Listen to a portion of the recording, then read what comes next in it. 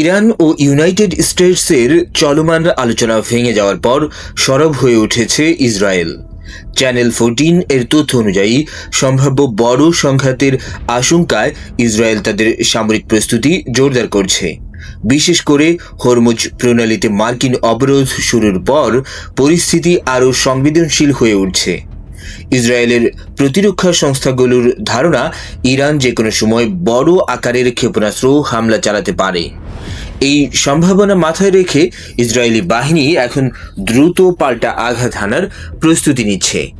শুধু তাই নয়, এই প্রস্তুতিতে যুক্তরাষ্ট্রের সঙ্গে পূর্ণ সমন্বয় রাখা হচ্ছে, যা ইঙ্গিত দিচ্ছে সম্ভাব্য সংঘাত আরও বিস্তৃত হতে পারে। মধ্যপ্রাচ্যের পরিস্থিতি এখন ওয়েট অ্যান্ড ওয়াচ। একটি ভুল সিদ্ধান্তই বড় যুদ্ধের সূচনা করতে পারে।